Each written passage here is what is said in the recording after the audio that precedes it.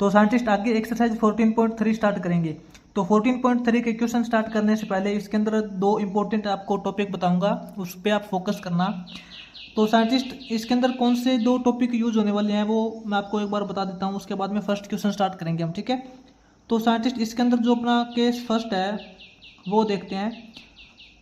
First case में scientist इसके अंदर क्या होता है, आपको एग्जांपल भी देके बताऊंगा आगे।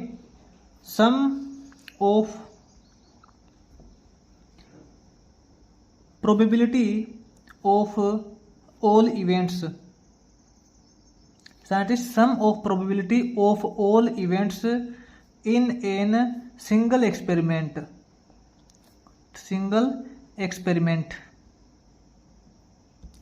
इज इक्वल टू 1, ठीक है। इसका मतलब क्या है साइंटिस्ट, अगर हम कोई भी एक एक्सपेरिमेंट करते हैं, उस एक एक्सपेरिमेंट के अंदर जितने भी सारे के सारे इवेंट्स होते हैं, उन इवेंट्स की प्रोबेबिलिटी का सम करते हैं, तो वो सम इक्वल टू 1 आना चाहिए। अब साइंटिस्ट का आपको मैं एग्जांपल भी देके अच्छे से क्लियर कराऊंगा आपको। मान लेते हैं कि देखिए, सबसे पहले तो इसके अकॉर्डिंग क्या होता है कि मान लेते हैं कि अपने पास कोई सैंपल स्पेस है, ठीक है।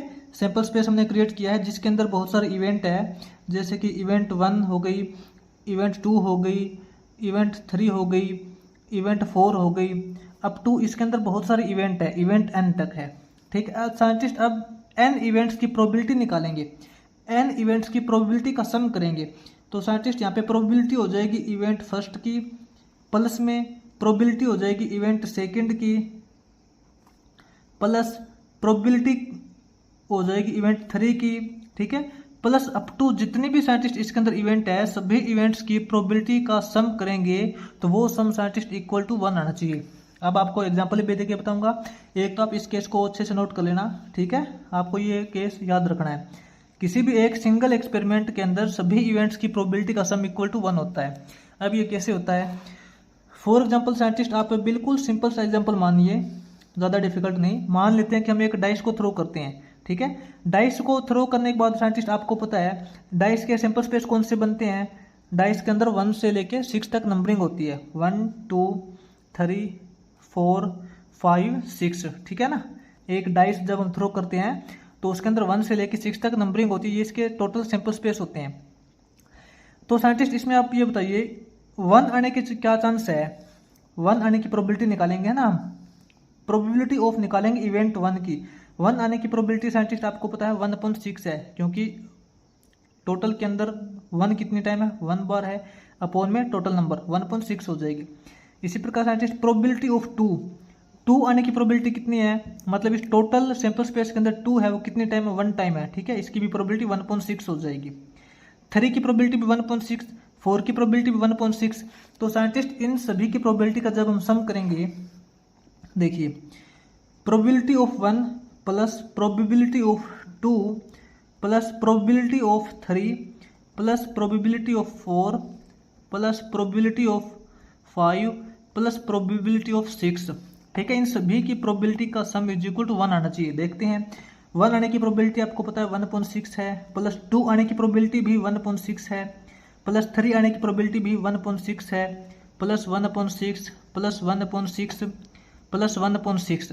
साइंटिस्ट 1/6 प्लस 1/6 इन सभी का सम करोगे तो इक्वल टू 6/6 आएगा। 6/6 इज इक्वल टू 1 होता है, ठीक है। इस प्रकार सभी किसी एक सिंगल एक्सपेरिमेंट की बात हो रही है साइंटिस्ट, यहाँ पे आप यहाँ पे कंफ्यूज मत हो जाना।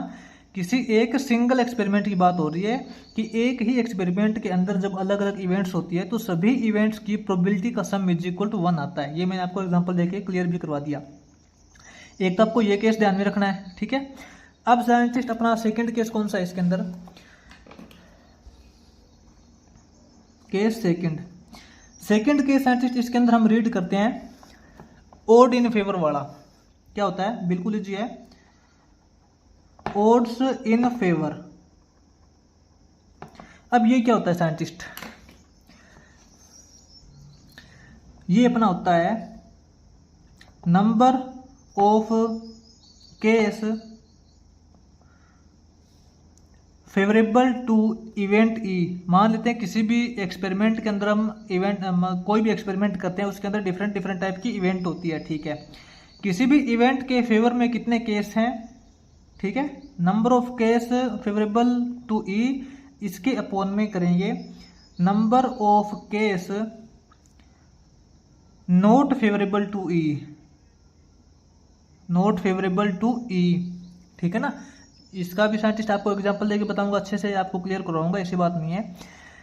तो साइंटिस्ट कोई भी एक एक्सपेरिमेंट करते हैं, उस एक्सपेरिमेंट के अंदर कोई भी इवेंट ले लेते हैं, उस इवेंट के फेवर में कितने केस है अपॉन में उस इवेंट के फेवर में कितने केस नहीं है।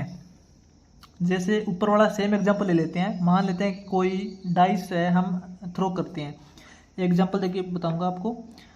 फॉर एग्जांपल कोई भी डाइस थ्रो करते हैं साइंटिस्ट, सेम एग्जांपल लेके चलते हैं, उसके सैंपल स्पेस 1 2 3 4 5 6 ये हो जाएंगी। साइंटिस्ट अब मैंने आपको ये बोल दिया कि प्रोबेबिलिटी निकालिए 1 आने की। इसमें से 1 आने की प्रोबेबिलिटी क्या है कि 1 के साइंटिस्ट कितने फेवर में, 1 के फेवर में कितने केस है, 1 के फेवर में कितने केस है। टोटल आपको पता है कि इस टोटल में 1 एक बार ही है, तो 1 अपॉन टोटल नंबर कितने हैं, टोटल नंबर 6 है, 1/6। इसकी प्रोबेबिलिटी तो 1/6 हो जाएगी, सिंपल है। लेकिन साइंटिस्ट इसका ओड इन फेवर क्या होगा, ये तो देखिए इसकी प्रोबेबिलिटी है 1/6, 1 आने की प्रोबेबिलिटी ये तो। लेकिन अब इसका ओड इन फेवर क्या होगा, किसी भी इवेंट का odd in favour, odd in favour of event, कोई भी इवेंट हो सकती है, जैसे कि 1 आने की इवेंट, ठीक है, 1 हमने 1 लिया ना, तो 1 आने की इवेंट है, इसके ओड इन फेवर क्या है। इसका मतलब यह है कि number of case favourable to E, इस टोटल सैंपल स्पेस जो अपना होता है इसके अंदर 1 आने के कितने केस है, यानी कि 1 के फेवर में कितने केस है।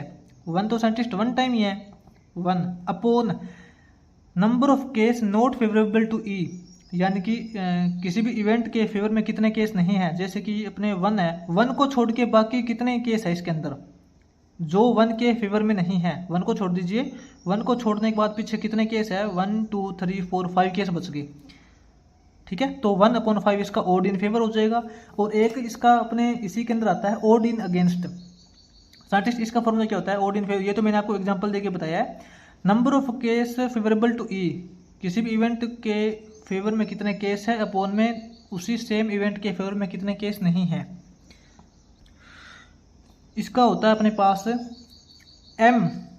साइंटिस्ट यहाँ पे एम क्या मानते हैं, एम मानते हैं किसी भी इवेंट के फेवर में जितने भी केस है ना, मान लेते हैं एम है, ठीक है, अपॉन में एन माइनस एम करते हैं।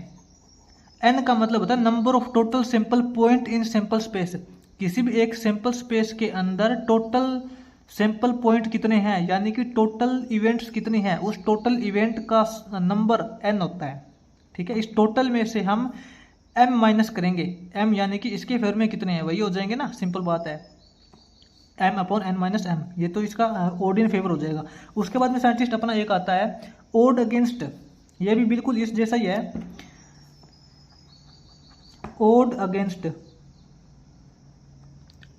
Odd against of event E, event E, कोई भी इवेंट है उस इवेंट ई के ओड अगेंस्ट है। साइंटिस्ट इसका उल्टा है, इसमें क्या था, number of case favourable to E upon में number of case not favourable to E, लेकिन इसके अंदर इसका उल्टा हो जाएगा। इसमें क्या लिखेंगे, number of case not favourable to E upon number of case favourable to E, favourable to E, ठीक है। इसमें नॉट फेवरेबल ऊपर आ जाएगा, ये वाली जो नॉट फेवरेबल वाली लाइन ये ऊपर आ जाएगी और ये नीचे आ जाएगी इसमें, ठीक है, यानी कि N minus M upon M हो जाएगा ये, ठीक है ना।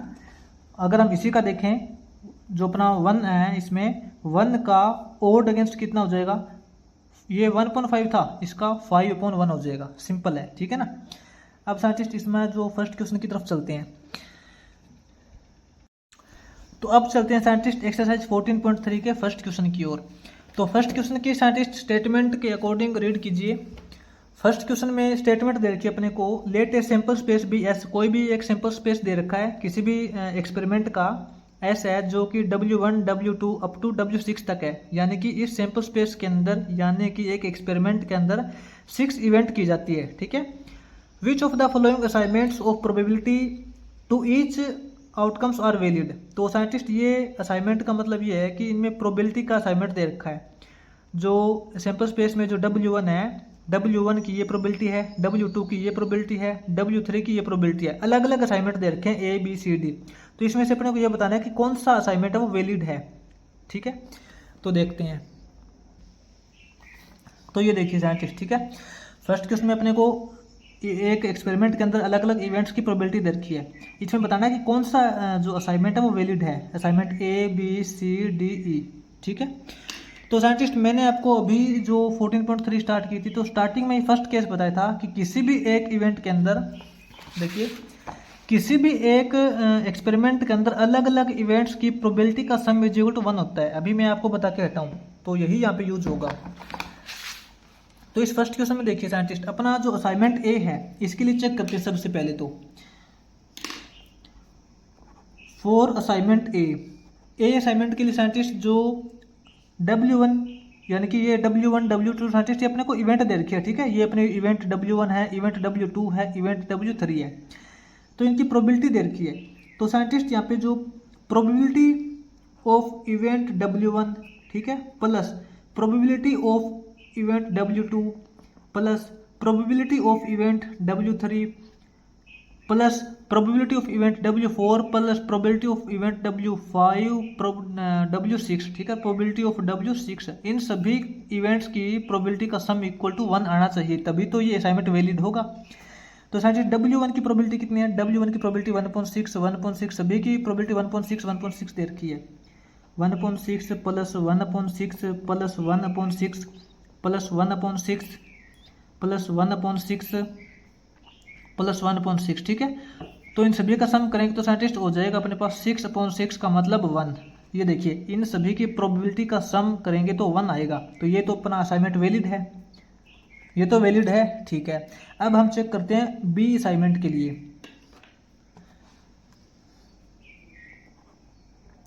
फॉर असाइनमेंट बी के लिए चेक करते हैं साइंटिस्ट, वही सेम केस है। ठीक है, यानी कि जो W1 असाइनमेंट है, W1 की प्रोबेबिलिटी यहाँ पे 1 दे रखी है, W2 की प्रोबेबिलिटी यहाँ पे 0 दे रखी है। तो हम यहाँ पे ऐसे करेंगे, probability of assignment W1 plus probability of assignment W2 plus up to probability of assignment W6, इसका सम करेंगे, वो चेक करेंगे एक आता है या नहीं आता। W1 की जो प्रोबेबिलिटी है वो यहाँ पे 1 दे रखा है डायरेक्ट, बाकी सभी की प्रोबेबिलिटी 0 है। 1 plus 0 plus 0 plus 0 plus 0 plus 0, इसका सम करेंगे तो 1 प्लस 0 करेंगे साइंटिस्ट 1 ही आएगा, इक्वल टू 1 आता है। तो असाइनमेंट बी भी अपना वैलिड है, क्योंकि जो बी असाइनमेंट के अंदर अलग अलग इवेंट्स की प्रोबेबिलिटी का सम है वो 1 आता है। तो बी असाइनमेंट भी अपना वैलिड है। अब चेक करते हैं सी असाइनमेंट के लिए। फॉर सी असाइनमेंट के लिए चेक करेंगे तो साइंटिस्ट यही सेम केस करेंगे, probability of event W1 plus up to probability of event W6 तक करेंगे। ठीक है, तो साइंटिस्ट इसके अंदर जो W1 जो इवेंट है इसकी प्रोबेबिलिटी 1/8 दे रखी है। 1/8 plus 2/3 plus 1/3 1/3 plus 1/3 minus 1/4 minus 1/3 minus 1/4 minus 1/3। तो साइंटिस्ट सबसे पहले मैं आपको यह बता देता हूँ कि किसी भी कोई भी जो प्रोबेबिलिटी होती है वो कभी भी माइनस के अंदर नहीं आती, कोई भी प्रोबेबिलिटी माइनस में नहीं आती। ठीक है ना। तो साइंटिस्ट इसके अंदर एलसीएम लेके आप इसको सोल्व कर सकते हो। इसके अंदर साइंटिस्ट इसका जो एलसीएम आएगा वो 24 निकलेगा। ठीक है ना, इसका जो एलसीएम आएगा वो 24 निकलेगा। 24 को 8 से डिवाइड करेंगे, 3 × 1 करोगे 3, आपको एलसीएम से सोल्व करना अच्छे से आता है। 24 को 3 से डिवाइड करोगे 8 8 × 16 प्लस यहाँ पे 8 हो जाएगा, प्लस यहाँ पे 8 हो जाएगा, यहाँ पे बीच में माइनस का सिंबल लगेगा। 24 को 4 से डिवाइड करोगे 6 6 × 1 करोगे 6 माइनस 24 को 3 से डिवाइड करोगे 8 8 × 1 करोगे 8 हो जाएगा। ठीक है, तो साइंटिस्ट ये देखिए, अब माइनस का 8 प्लस का 8 तो कैंसिल हो जाएगा। अपने पास अब क्या बचेगा, 3 + 16 करेंगे 19, 19 प्लस 8 करेंगे 19 प्लस 8 करेंगे 27, 27 माइनस 6 करेंगे 21। ये देखिए 21/24 आया है। इसको 3 पे कट करते हैं तो 3 7 जा 21, इसको 3 पे कट करें तो 8, ये देखिए 7/8 आया है। तो इसकी जो प्रोबेबिलिटी का, सभी इवेंट्स की प्रोबेबिलिटी का सम है वो 1 के इक्वल नहीं आता, नॉट इक्वल टू 1 है। तो इसका मतलब असाइनमेंट सी अपना वैलिड नहीं है। ठीक है, अब चेक करते हैं डी के लिए।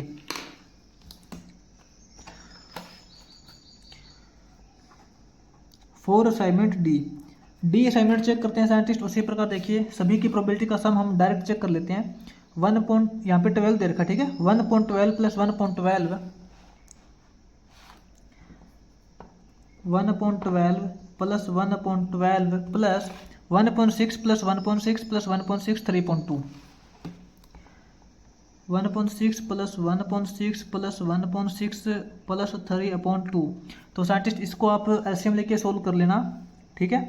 इसमें अपना जो एलसीएम आएगा वो 12 आ जाएगा, 12 एलसीएम आएगा। तो यहाँ पे अपने पास 1 हो जाएगा, प्लस 1 हो जाएगा, प्लस यहाँ पे 2 हो जाएगा, यहाँ 2 प्लस 2 हो जाएगा। 12 को 2 से डिवाइड करेंगे 6 6 3 18, यहाँ पे 18 हो जाएगा। तो अपने पास क्या रिजल्ट आएगा, 1 प्लस 1 करेंगे 2, 2 प्लस 2 4 प्लस 2 6 प्लस 2 8, 8 प्लस 18 करेंगे 26 हो जाएगा। 26/12, 26/12 करेंगे साइंटिस्ट, इसको 2 पे कट करेंगे 13.6 हो जाएगा, ठीक है। इसकी प्रोबेबिलिटी का सम है वो नॉट इक्वल टू 1 है, नॉट इक्वल टू 1 है। तो इसका मतलब इवेंट डी यानी कि अपना असाइनमेंट डी वो भी वैलिड नहीं है। तो साइंटिस्ट ई के लिए चेक करते हैं। ई असाइनमेंट अपना, ई असाइनमेंट में साइंटिस्ट 0.1 0.2 0.3 0.4 0.5 0.6 दे रखा है साइंटिस्ट। अब हम चेक करते हैं फॉर असाइनमेंट ई। तो सभी इवेंट्स की प्रोबेबिलिटी का सम करेंगे 0.1 plus 0.2 plus 0.3 plus 0.4 plus 0.5 plus 0.6 करेंगे। तो साइंटिस्ट कितना हो जाएगा अपना, इक्वल टू। तो साइंटिस्ट 1 डिजिट के बाद में पॉइंट है ना, वो तो बाद में लगा देंगे। 6 प्लस 5 करेंगे 11, 11 प्लस 4 करेंगे 15, 15 प्लस 3 करेंगे 18, 18 प्लस 2 करेंगे 20, 20 प्लस 1 करेंगे 21। कितना हो जाएगा 21। और 1 डिजिट के बाद में पॉइंट है सभी में, तो 1 डिजिट के बाद में पॉइंट लगा देंगे। तो इन सभी का साइंटिस्ट जो सम आया है वो 2.1 आया है, यानी कि सभी इवेंट्स की प्रोबेबिलिटी का सम है वो 2.1 है। ये जो 2.1 है वो नॉट इक्वल टू 1 है, 1 के इक्वल तो नहीं है। इसका मतलब ये भी वैलिड नहीं होगा। तो यहाँ पे साइंटिस्ट अपने असाइनमेंट ए और बी, ये दो ही असाइनमेंट वैलिड हैं, क्योंकि इन असाइनमेंट के अंदर सभी इवेंट्स की प्रोबेबिलिटी का जो सम करते हैं वो इक्वल टू 1 आता है।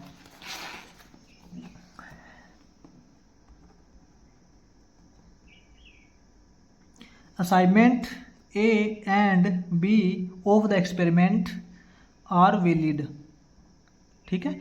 असाइनमेंट ए और बी ही वैलिड है बस।